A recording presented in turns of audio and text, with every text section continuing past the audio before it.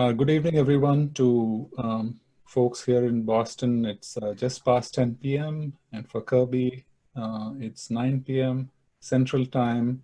Welcome to our speaker. Welcome to the audience. Many folks from India who are just waking up 7:30 in the morning. So welcome one and all. We are in for an excellent session today. So before I hand it off to the moderator, Dr. Sonal Patel, to introduce the speaker, just want to make a couple of logistical announcements. If you have any questions, please use the chat window to type in questions. Feel free to put in comments, messages. We'll be watching the chat and calling them out at the end. At the end, we will also unmute and let people ask questions because sometimes people just prefer that. So with that said, I'm going to now request Sonal Patel. Sonal is a co-chair of the VisionAid Council of Ambassadors, a newly formed body at VisionAid, which is focused on youth and youth engagement. So I will request Sonal to introduce the speaker, and then we can get going. Thank you, Ram. So I'm delighted to welcome our speaker this evening, Mr. Kirby Lindgren. Kirby Lindgren is the Director of Professional Outreach at the Hadley Institute for the Blind and Visually Impaired. In this position, he develops win-win partnership with physicians and professional organizations focused on helping the blind and visually impaired. Prior to joining Hadley, Kirby spent 10 years working at another nonprofit organization focused on training adoptive and foster parents online. Previously, he worked for Hewlett-Packard as an IT consultant and has held other leadership positions focused on operations, education, and training. Kirby holds a degree in business with focus on computer science and education. During this session, Kirby will introduce us to best practices in online education for the visually impaired. Now founded in 1920, Hadley's mission is to create personalized learning opportunities that empower adults with vision loss or blindness to thrive at home, at work, and in communities.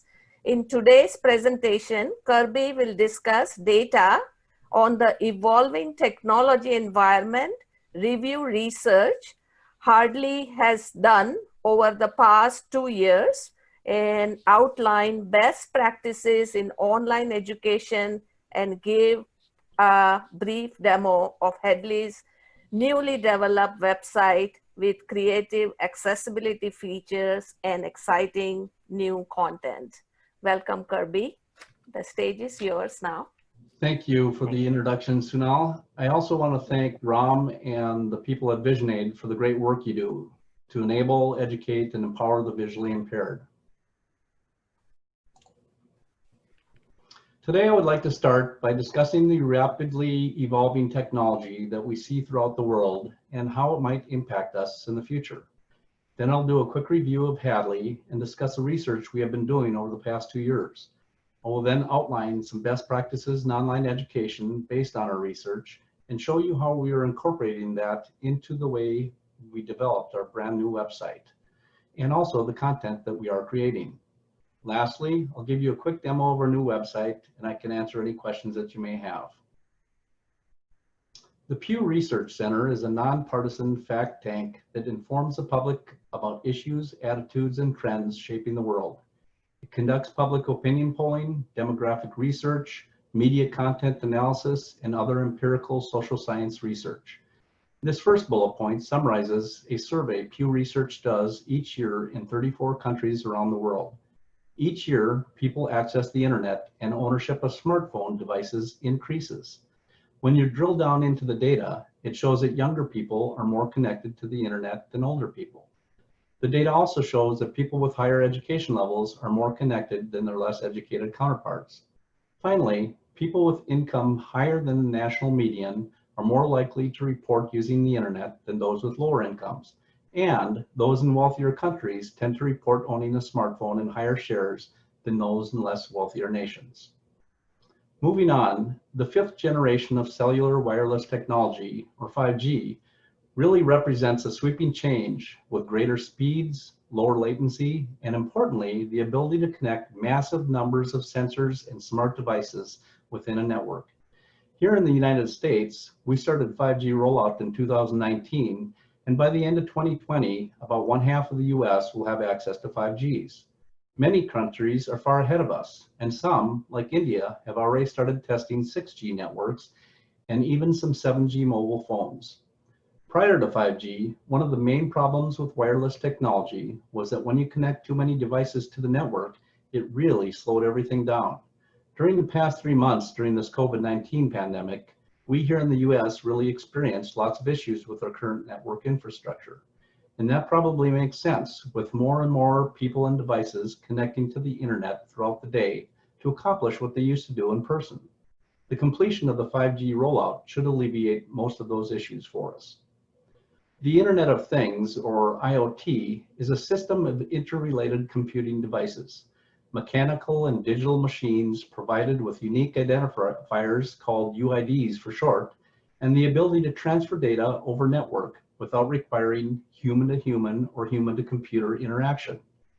And sensors enable the Internet of Things by collecting data, transferring that data to other machines through the internet, and then enables the machines or their human counterparts to make smarter decisions based on that data.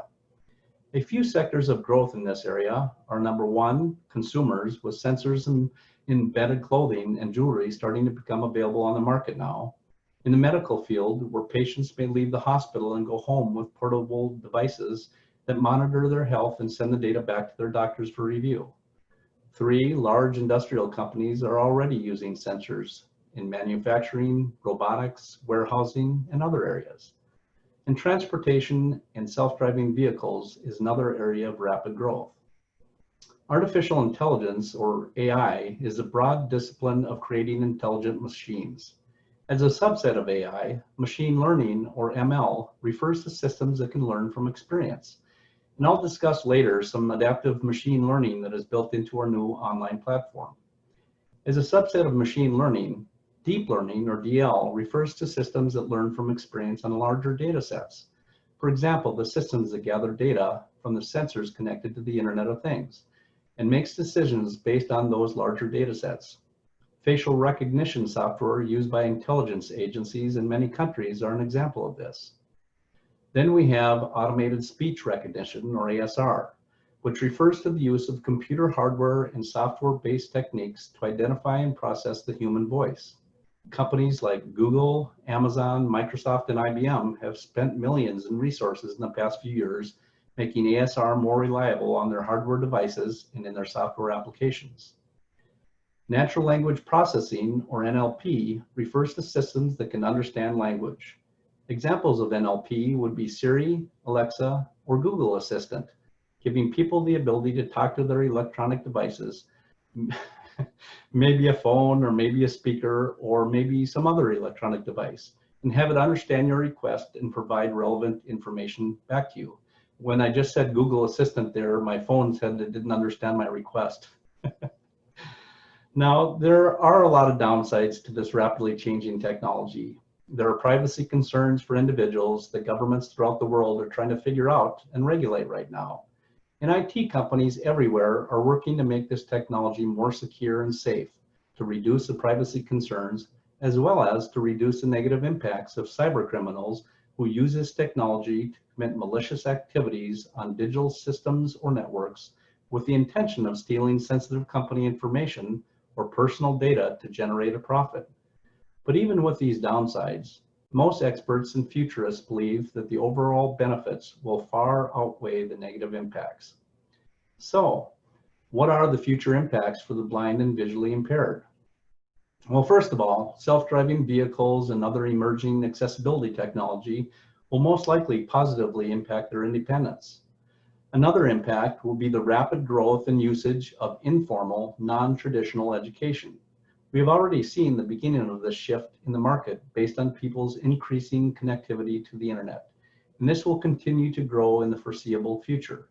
This is an area that we here at Hadley are really focused on. What about the need for Braille? Some people think that automated speech recognition combined with natural language processing will alleviate the need for Braille. We here at Hadley have been focused on teaching Braille for the past 100 years, and we intend to continue to do so in the foreseeable future. We are committed to Braille. In fact, recently we have been spending a lot of time and resources to completely retool the way we teach Braille, to make it fun to learn and more exciting for the learner. If we have time, I'll give you a demo of this at the end of my talk, or I can show you how you can try it out for yourself. The goal of our new web platform and a full agency initiative we've been calling Hadley 2.0 or Hadley Rediscovered internally is to make sure we are doing the most good that we possibly can. Specifically, when we took a step back a few years ago and looked at who was using Hadley and who wasn't, we were a bit shocked at some mismatches. Hadley had done good work educating adults for 100 years now, but we had drifted over the years away from serving older adults with acquired vision loss. Statistically, that should have been the majority of the people coming to us, given that more than 3/4 of Americans with vision loss are over the age of 55. But our data here at Hadley informed us that fewer than 10% of our learners were the age of 55 or older, less than 10%. So we took a hard look at why that might be, and we made some dramatic adjustments along the way, and I'll reference this throughout today's presentation. We'll start here though, from the end point of our work. Here's the home page of Hadley's new website. Clearly, right from our home page, identifying with who can best benefit from Hadley: older adults who want to stay active and vibrant in the face of acquired vision loss later in life. And as for our tagline, expand your sights, that means something too. One of our usability testers had this to say about it: "It gives me hope. I'm not just thinking about what's happened to me, I'm thinking about what I can do about it." Another tester remarked, "It doesn't mean the site is going to do anything for your vision, but you can improve your life." And that is exactly what we are trying to convey. Sorry,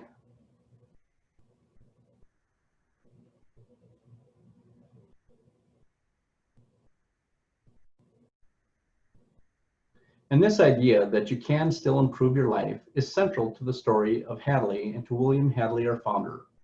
Hadley lost his sight at the age of 55, interestingly due to complications from the swine flu pandemic we had 100 years ago. He had been a high school teacher in Chicago and a lover of literature and books in general. So when he lost his sight, he was devastated by the idea that he would no longer be able to enjoy reading ever again. He looked for help to learn Braille and ended up teaching himself because there just were not many resources out there in the early 1900s for older adults with vision loss, even in a large metro area like Chicago. Once he learned the Braille code himself, he got to thinking, I bet there are other adults out there just like me who desperately want to keep on reading even though they can't see the pages anymore. So he partnered with his neighbor, his ophthalmologist, and created a new way to teach and learn Braille. He sent lessons in the mail to his students and they mailed back their assignments, a correspondence way of teaching Braille. Through the years, Hadley became synonymous with Braille by mail throughout the US starting in 1920. Another key feature of Hadley's method of teaching was the personal touch. He made sure that every lesson he sent back to every student gave not only corrections, but also encouragement. He wanted to make each student feel as if they were sitting right alongside them at their kitchen table. Fast forward 100 years, and that's what we at Hadley are still all about. We want to meet our learners where they are and feel as if we are sitting alongside them, sharing helpful tips and tricks. But as I said, when we looked at our internal numbers, we realized we weren't delivering on this experience for a key group of people, older adults with acquired vision loss. So we got to business researching and crafting a new approach. Core to this goal was to listen to the needs and desires of our audience. So our process was to create something we thought could work to meet their needs, then ask them to evaluate what we created. Then we would listen again to their feedback and what we created and make adjustments if they were needed. And this cycle really never ends, but it is the only way to ensure that we are creating a product and experience that is truly centered on our end user. Our focus was the point of view of the target audience, in our case, constantly asking older adults with vision loss what they thought. A core need we discovered in our research and testing was for a guided approach.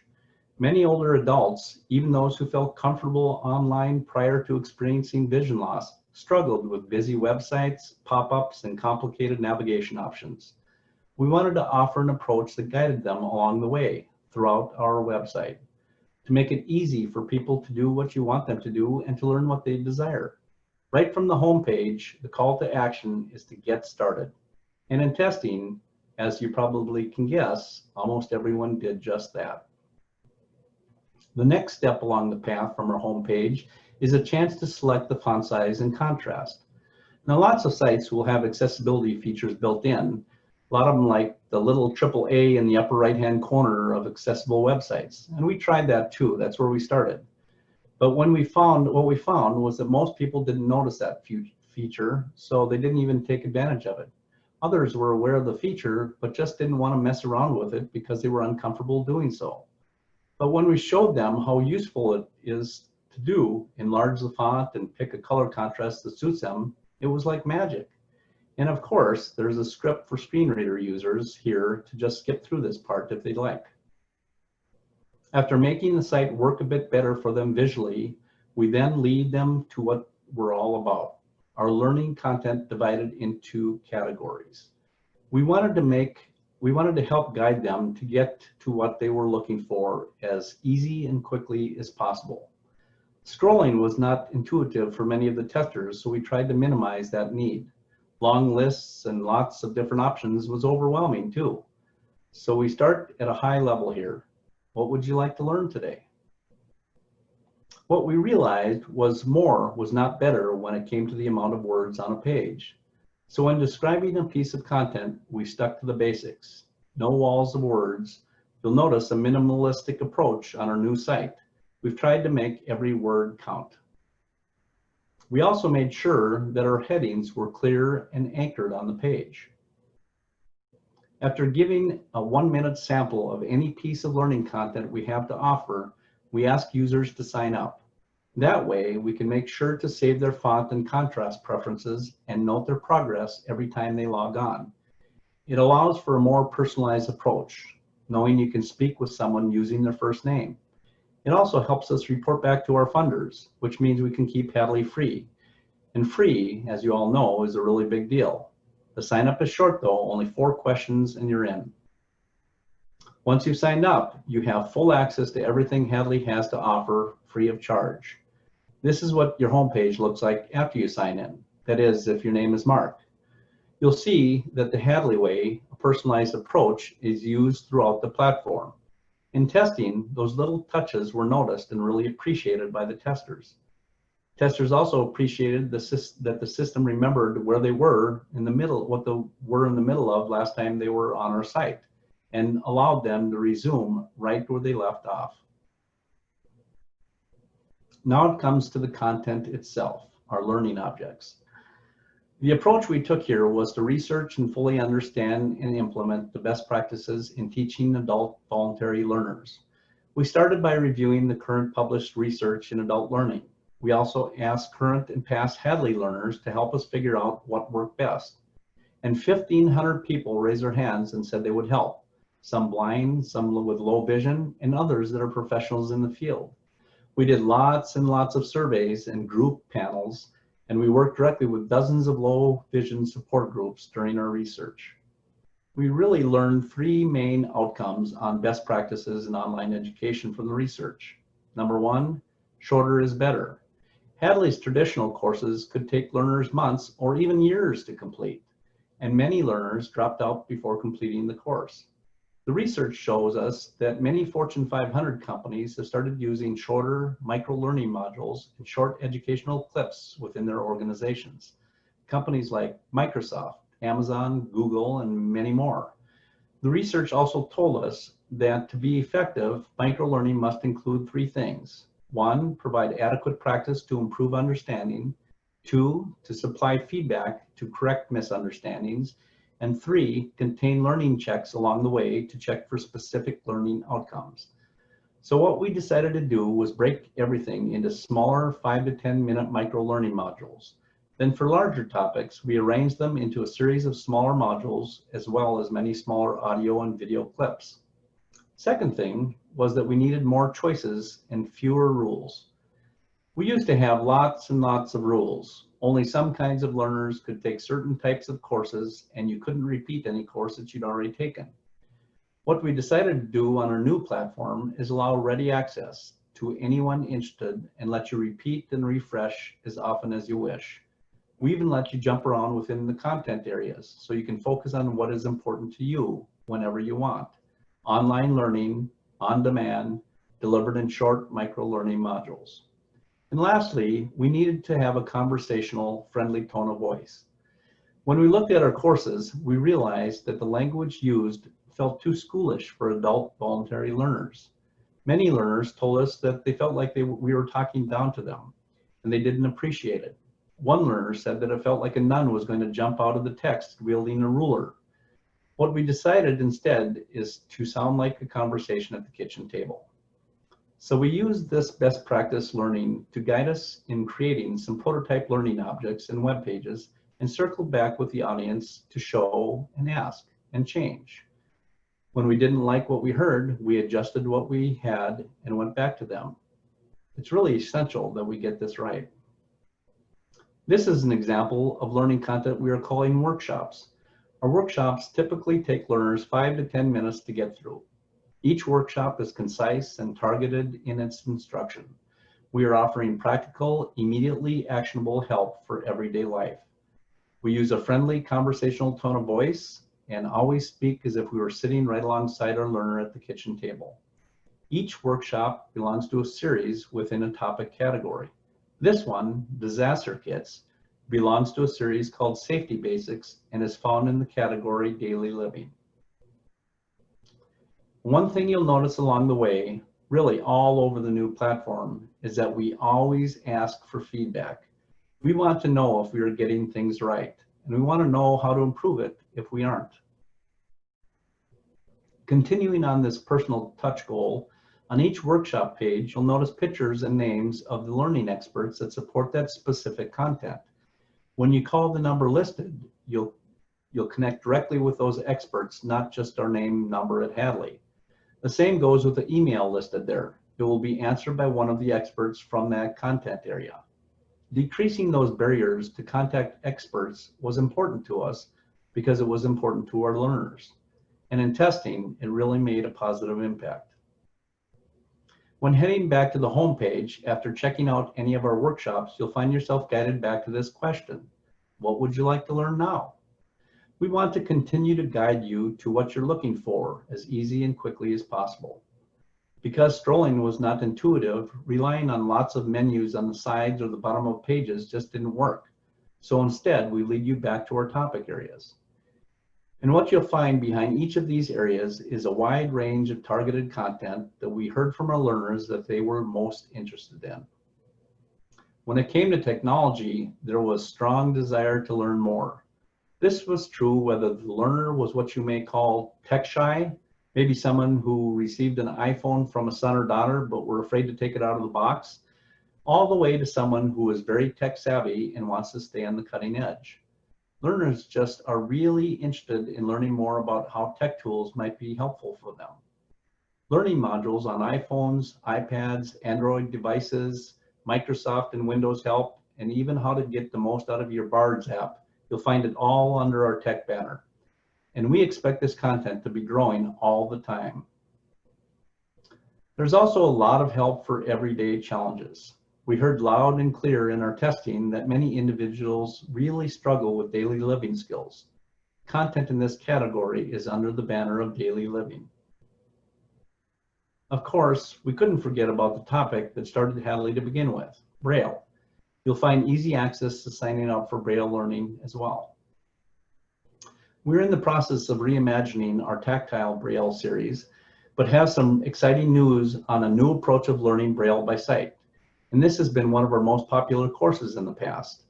Our basic Braille for sighted learners series is interactive and really kind of fun. Who knew learning could be fun? learning Braille could be fun. We currently have the basic uncontracted Braille series completed and available on our new website.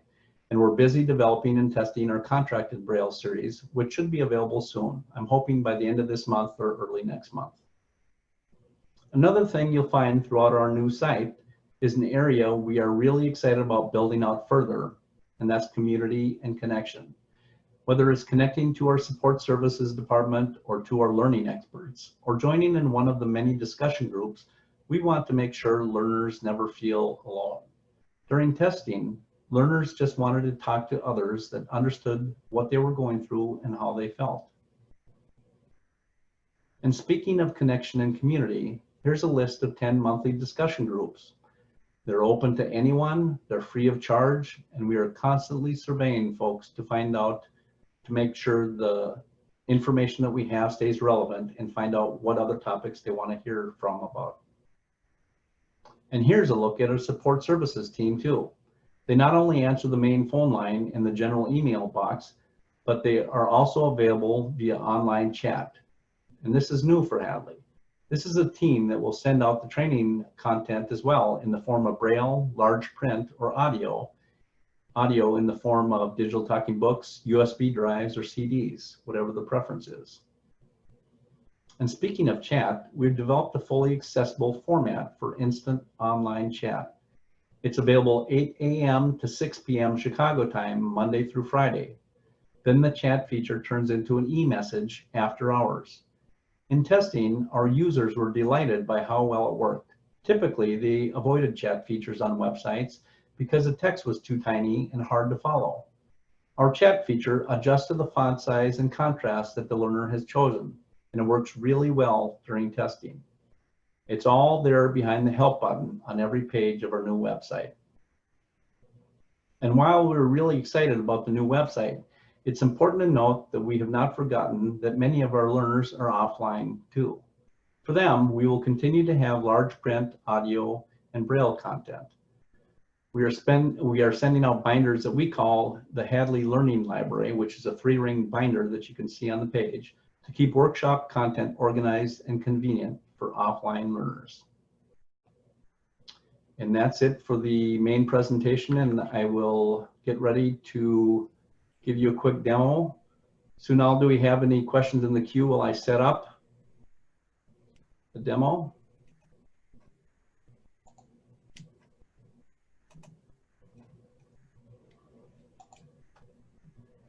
I don't see any questions yet, but that was really, really good. Thank you, Kirby. Sure.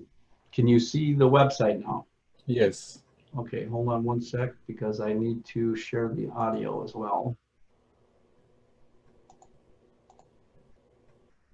Okay. So this is the front page of our brand new website. For the last several months, you had to go to beta.hadley.edu, but if you can see the small URL at the top, it's hadley.edu, which is our main website. And as Ram had mentioned at the beginning of the talk, this just went live this morning. So it's been a real kind of nervous day watching the traffic go on for the first time. And this is a soft launch for us today. We didn't make any announcements. We haven't sent out any emails. We just changed the pointer to move over to the new website at 8 o'clock this morning. So it's been an exciting day for us and very, very busy. But what I'd like to show you around a little bit. So we'll start by getting started. Now, as you can see, first thing you can do is choose your contrast. In the testing, a lot of the older adults with vision impairment really thought that this blue background with the yellow text really worked for them. So I'll try that for the purposes of this first part of the demo. I don't love the color, but I'll change it after a bit. So as you can see, the contrast and the size changed right after I did it. Now, as I mentioned in my presentation, if we go to any of these topic areas, you can see 4 here, and after you log in, you'll see the remaining 2. But I'll just go to daily living, go to results, and it lists all of the different workshops. I'm going to go to the cooking series workshop here. And you can see that under the cooking, we have kitchen safety basics, cooking, pouring, using a sharp knife, and stovetop and oven. Let's take a look at using a sharp knife. So I mentioned that for any of the content, you're going to get a 1-minute sample before you log in. And then you're going to hear a short video about a minute long from Ed Haynes, our Chief Programs Officer, asking you to go ahead and log in or sign up and giving you some reasons for that. I'm going to go ahead and play this now. Losing some vision doesn't mean you have to stop cutting, chopping, or slicing your own ingredients. Here are some easy tools and techniques that keep you safe while preparing your meals. First, try doing all of your prep on a baking sheet or large tray. Everything stays in one place for easy cleanup. A non-stick mat underneath will stop the tray from sliding around while you're working. Now, get everything you'll need out and ready. Pick out a cutting board with contrast in mind, a dark board for light-colored food, and a white or light board for dark food. Then it's easier to see what you're doing. Think about lighting. Bright, even light that shines right on the job at hand and not in your eyes works best. Experiment a little. Use combinations of overhead and task lights to create lighting that works for you.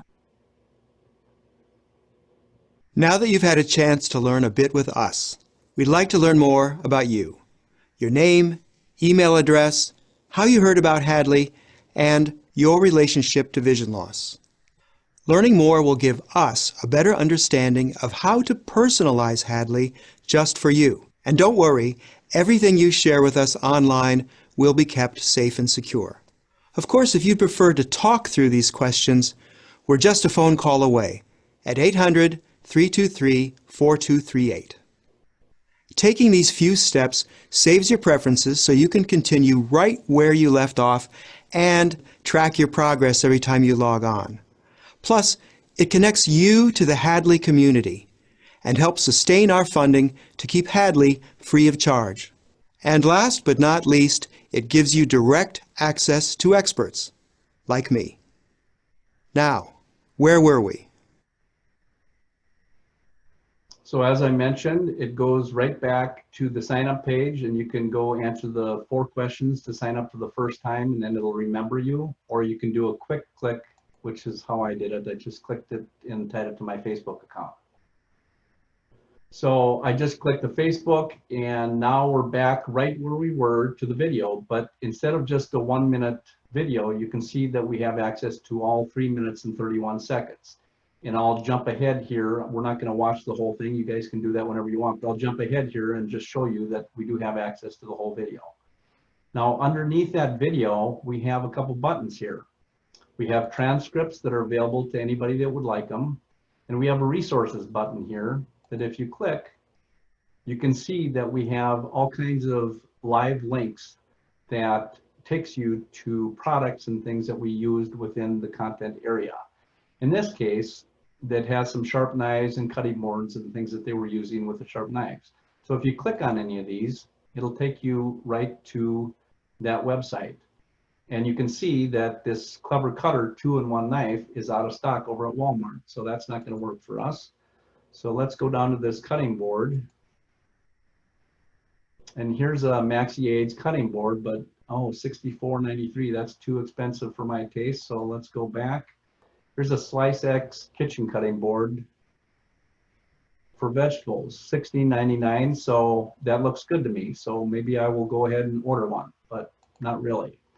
Underneath the resources, here you have access to the 5 experts that help create that content.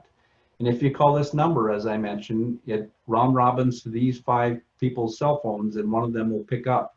And if all of them are busy on the phone speaking with other customers, then one of them will return your voicemail.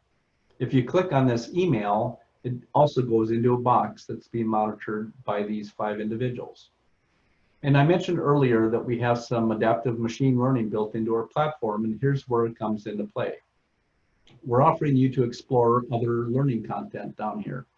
You can hop on to the next in the series, the stovetop and oven, or you might want to do other things like how to organize your kitchen, or go into other things that this area here will change as we learn more about your preferences, the types of training that you've taken in the past, and things like that.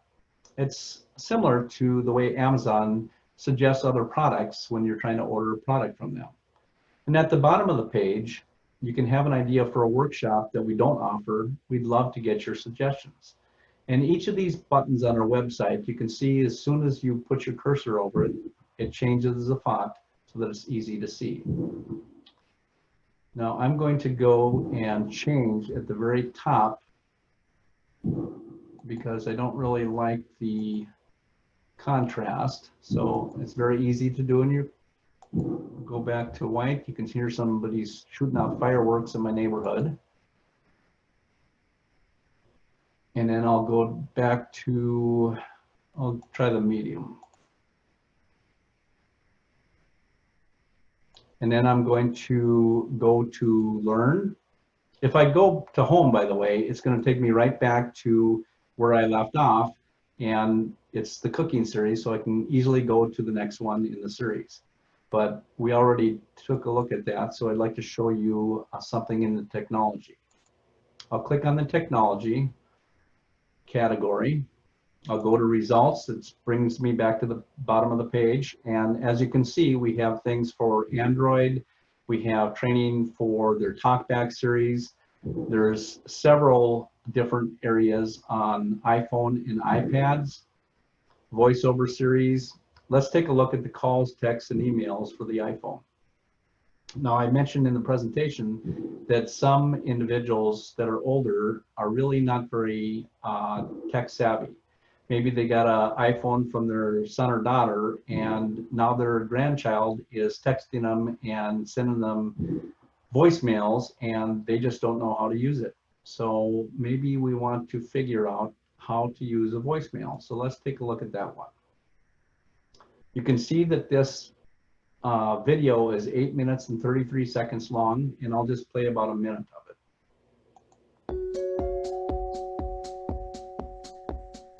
Hello, my name is Douglas Walker. Today, we are going to check out some really great tips that will make checking voicemail so much easier. Now, we will find all of our voicemails in our phone app. Yeah, our phone app is open, and we just so happen to be in our voicemail tab. And our voicemail tab, of course, contains a list of all of our voicemails. Now, we have some really great kind of hidden features here. So let's jump right in and check it all out. Okay, our voicemail focus is on our voicemail heading here near the top of our screen. So I guess we know we're in the right place. Okay, so when we right swipe, we will be placed on the first voicemail here in our list. And our first voicemail will be the last voicemail that we received. So let's go ahead and we'll right swipe to our voicemail list here.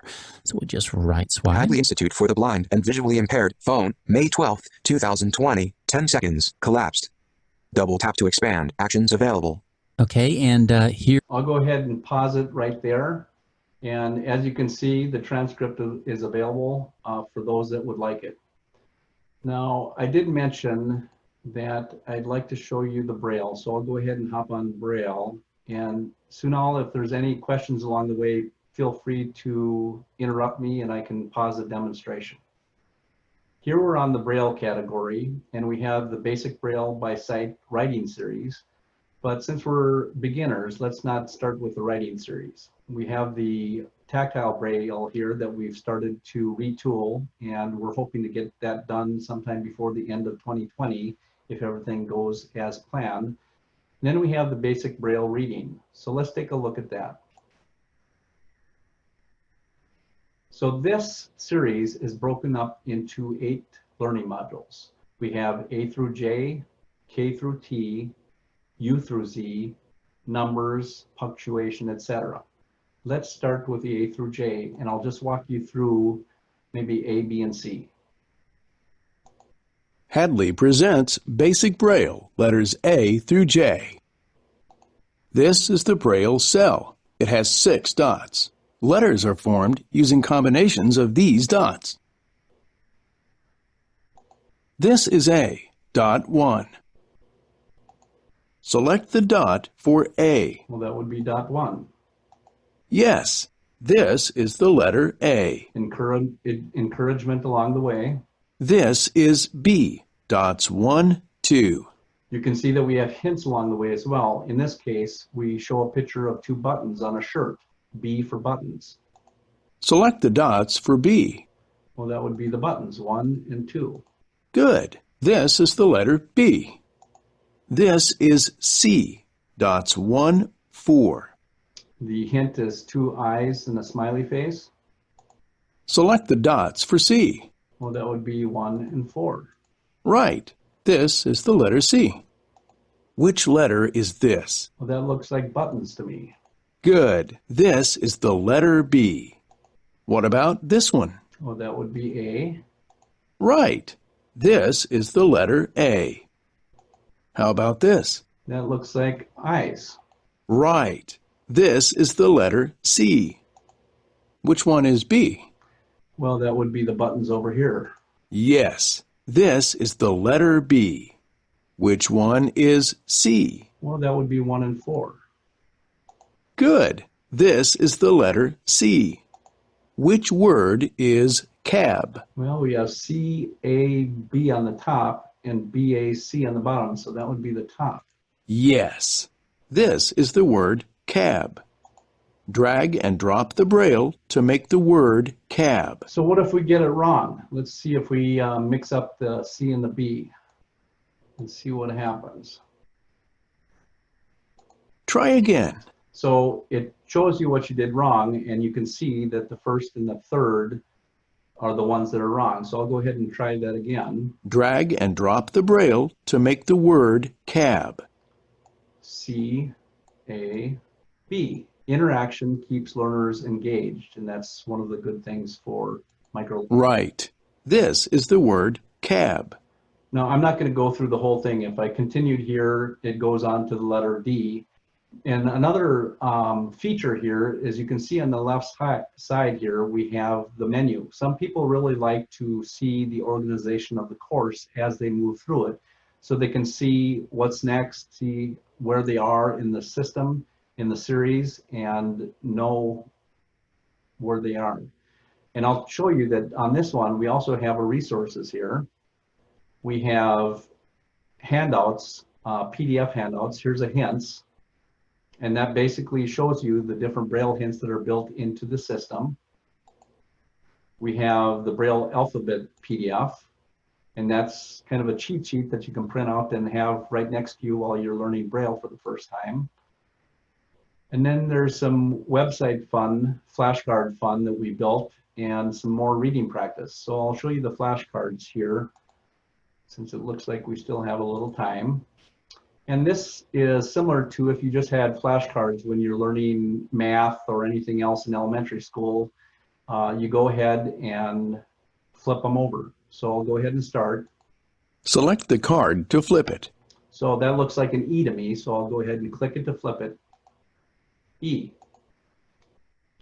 And that looks like J. A. F. I. Buttons. G. H for Hadley. C. And that's D. H for Hadley. F. I. D. J. E. C. B. D. G. And that was it. So if you go ahead and click this new deck, it reshuffles, randomizes all of the cards again so that you can go through it again, and you can go through that and practice as often as you like. So that is basically the demo. Do we have any questions? Well, I have a few questions myself. Yes. Before I ask my question, let me allow participants to unmute themselves. So give me a second. And I am now allowing any participant who wants to unmute themselves if they have a question. Kirby, first of all, congratulations. This site looks spectacular. Everything you showed just blew me away. I think amazing design, very intuitive, and I think your team has done a fabulous job. So, thank you. It's great to hear. So I think loved everything I saw. Couple of questions. Braille education beyond what you showed just now, which is for sighted users. What are the Braille options currently available? Because in fact, we have people in India who want to learn Braille, and some of these are people in our training centers. And what are the current options available? Well, we currently have all the Braille that we had before. So Braille by mail, we're still continuing to move forward with.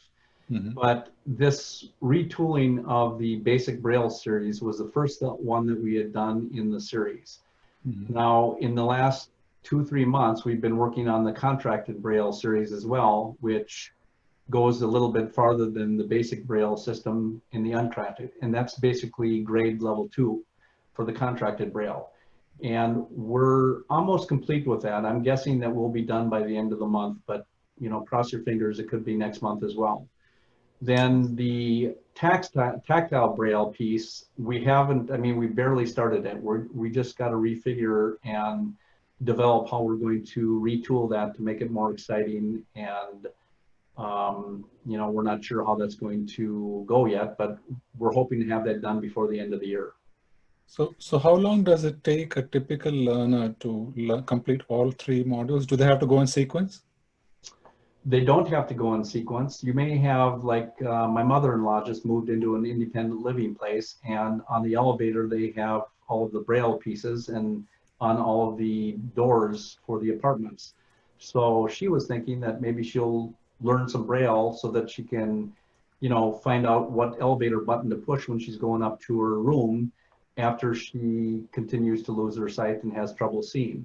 So if she wanted to go on our website and hop right over to the numbers and completely skip the alphabet, she can do that. In the past, because Hadley had full-blown long courses, we made you go through every step of the way. You had to start at the beginning and continue on until you got through the end of the course. And as I mentioned, we had a lot of people really dropping out because maybe they weren't interested in everything that was in the course. So we really tried to make this flexible to what the learner wanted to focus on. So how long does it take if someone wants to complete all of these 3 modules which you mentioned? Assume the 3rd one comes online by the end of the year. Well, I can't answer that. I can tell you that the first basic Braille, uncontracted Braille series that I just showed you, those are 8 modules. Mm-hmm. And I've taken all 8 of them myself, and they take anywhere from, 10 minutes to 25 minutes, depending on how much time you want to spend learning. And Okay. It can take longer for each one as well if you want to do more practice and things like that. Yeah. So the contracted Braille piece, that's a little bit more complicated, but again, we're trying to break that out into smaller sections. So they'll be anywhere from 10 to 20 minutes a piece. And because we're not done with that series yet, I can't tell you how many modules that will be in the series. I know that I've tested probably 8 or 9 of the modules so far in the grade level 2 contracted Braille series. Mm-hmm. And really, it's fun, it's engaging, and it's easier to understand, I think, for a sighted learner. Mm-hmm. And then the tactile Braille piece, I can't even imagine yet because we haven't imagined that piece of it. We have a whole team of people that are working on it. Mm-hmm. But until I see something that I can test and things like that, I really am not the expert on that. And all of these will be available online in a similar format like what we just saw. Well, the tactile Braille piece we can't put online unless we really figure out some brand new technology that can give you that piece of it. I mean, I don't know, we're probably going to have to continue for the foreseeable future to put that as a Braille by mail course. But even if we continue to only offer that Braille by mail, we still want to redevelop that into a way that is more exciting and more flexible for the user. Excellent. So I won't hog up all the question time. Does anyone else have any comments or questions? There are two questions. One Anshuman has. He says, do you send material for Braille by mail to outside of US? We do, and we have many, many times. We have lots of clients in India that we have sent to in the past. Because we are in the middle of this COVID-19 pandemic, we have kind of put our mailings on hold right now. We just don't have people in the office. We do have some people. We've kind of limited it to one person on each floor. One person down in the basement that is doing some of the mailings, one person up on the main floor, and one person upstairs. But we just don't have the personnel right now to continue the mailings. So we're going to have to wait until this pandemic thing is over and then figure out how we're going to move forward with that. Now Raju, MS Raju wants to ask a question. Yeah, we can unmute him so he can ask. Yeah, there is Let me unmute him. okay. Yeah, he should be able to. Okay, I'm going to try to unmute him. Okay. Yes, now you should be able to speak. Yeah. Dr. Kirby, thank you very much. Very good talk. I want to comment a few things. I myself,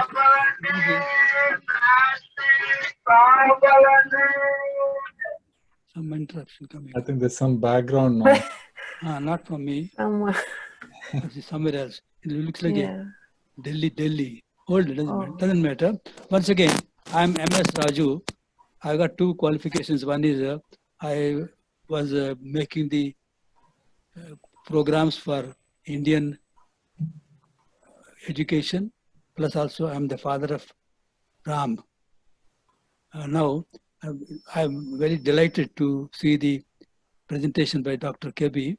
A few things which I will ask as questions. Second one, I'll do as a take off from this talk. Number one is, we at the moment are teaching our teachers, and we are not able to teach the vision impaired directly. So, but then instead of discovering the wheel once again, some of our students whom we want to learn from here, we will put them onto Hadley menu and they can select from there. So also, as far as our teachers are concerned, we want to make it compulsory for them to take some particular courses of Hadley, even to before they attempt to call themselves as teachers of vision impaired. Third one is a few things which we ourselves will do. One is shorter is better, model should be conversational, and we should always adjust to the person's vision impairment. So these things we will do, and a few things like which we do, like making use of smartphone and making use of O&M. We can learn a lot of things from what you told us, and we will implement them. Thank you. Great. I appreciate the comments. And just to reiterate, this website is live today. So if you go to hadley.edu and you go ahead and sign up, and it's just a one-time sign up, and then our site will remember you.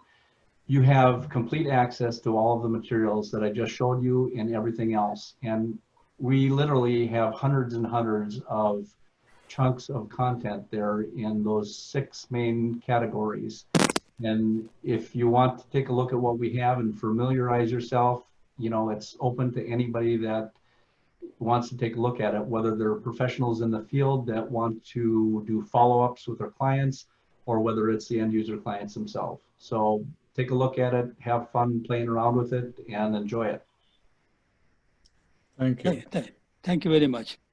I see one person with a raised hand. Yeah, Srinath wanted to ask question, and also this Samiullah, I cannot unmute him somehow. Okay, let me see if I can. Samiullah. Yeah, Sami. Yeah, he's actually a Vision 8 staff member working in Delhi. You did it. Yeah, Sami, you can ask a question now. Yeah, hello everyone. Very nice to see it about the Hadley's website. Actually, I wanted to know how he is answering. Actually, sir, how you are answering the Braille questions on the website. Like this course is meant for sighted people, so the visually is like we visually impaired person, will we be able to answer the same way?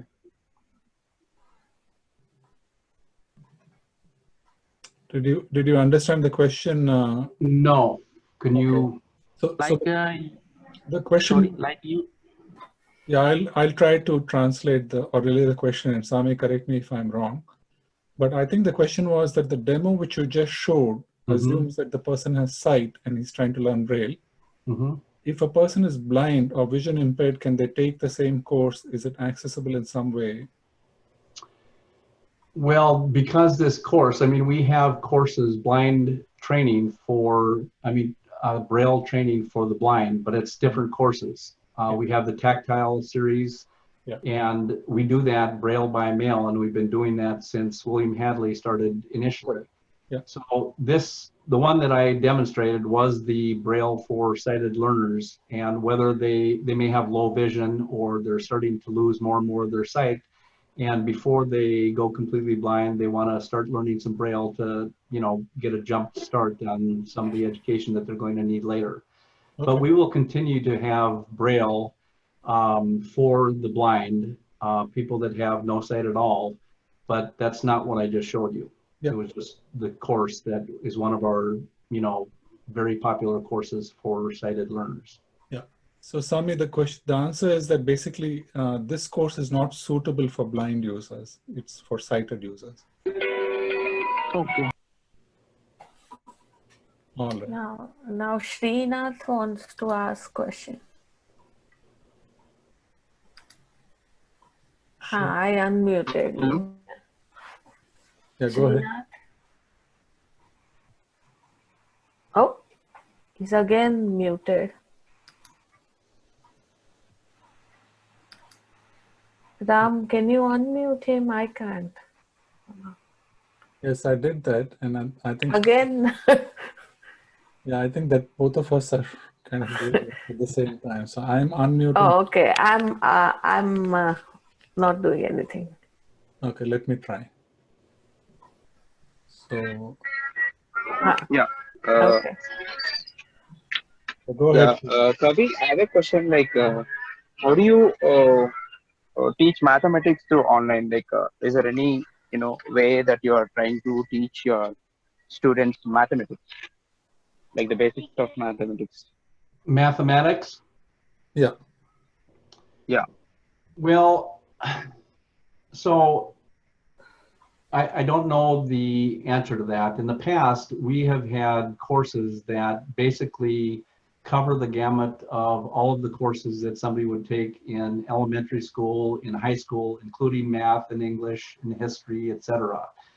But keep in mind that we started Hadley 100 years ago, and at that time, there really just wasn't any resources for people that were blind and had low vision.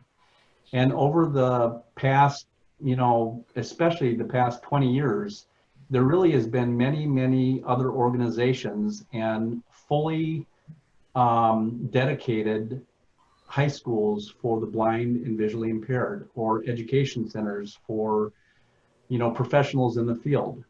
And we had really part of the reason I think that we had kind of drifted away from the older learners that were losing sight in their, older years was because we were focused on providing education for school-age children and things like that. And we're really trying to refocus a lot of our upcoming efforts on this older population, because it's 75% of the people that are blind and have vision loss within the United States. Worldwide, I don't know what it is, but it's probably a high percentage as well.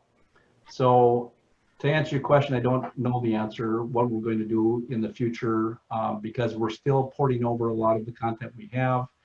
We have put a hold on some of the courses that we had for school-age children in the past, as we work on the more important pieces that we have, like these Braille pieces that I just showed you, and the daily living challenges piece and things like that. And once we get through all of that, we'll figure out the rest of it, like what other courses that we'll either port over or redo or add that we don't have. Keep in mind that we are also asking for feedback. We had 1,500 people that helped us figure this out. I mean, we went to all of our previous learners that had taken courses in the past and asked who would like to help us figure out what we need to do. And those 1,500 people have been giving us feedback for months, longer than months. And so part of that is going to depend on the feedback we get back from the people that are using the Hadley website. So that's really going to inform how we're going to need to move forward and what type of courses we offer, what type of topics we offer, what we should offer that we don't, and things like that. So it'll be interesting moving forward, and I don't have all of the answers yet because we haven't figured them all out yet. Does that answer your question? Yes, I believe that answered the question very effectively. Thank you so much. Mm-hmm. So we are almost approaching 11:10 p.m. on the East Coast here. Maybe we can take one last question or comment from anyone who wants to say anything or ask any question. This is Lubaina, occupational therapist, and Kirby, I was just exploring your website too as you were talking, and like I said, I looked at your old website, and I have to now say that the contrast is pretty, pun intended, is pretty stark. And I especially think like your daily living section, have you expanded that? Because I don't recall seeing as much as I'm seeing right now, because that's a section that I've referred a couple of my families to, and it just seems more extensive right now. Yes, we've been adding so much content in preparation for today's launch over the last many months, and that area is one of the areas that we really heard from a lot of Hadley learners that we needed to have more content. And the older, especially from the older adults that are just having problems with trying to get through, daily life challenges. Right. Making the bed and organizing the closet and, all of the things that you can do safety-wise to keep your home safer, and how to, manage the stairs, and how to teach your, friend to be a guide when you're walking out to a restaurant. Yeah, there's a whole... I mean, it's really going to continue. We add content in that area every week. And we're going to continue to grow that area moving forward, I think. Yeah, I saw that whole section on O&M. That's, seems new. So that's, I think, very, very helpful. Lots of new content. So have fun exploring. You do take suggestions, right? Yes, we do. We love suggestions. Because I can think of few, just for some of my students in a public school setting that would benefit from a lot of the functional, aspects of living with vision loss and trying to gain independence, even in a school setting. So yes, remember at the bottom of all of the pages, after you go through the content, underneath the experts and underneath the resources and transcripts, there's that little green button that allows you to provide suggestions for us. And we'll be reviewing that periodically forever, probably, so we continue to try to stay relevant for our learners. Yeah, I definitely will. We appreciate it. Okay, so Kirby, once again, we can't thank you enough for taking time.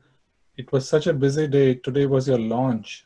Yes. And I know from talking to Julie that you've been working on this for many, many months. So that whole team has been working hard.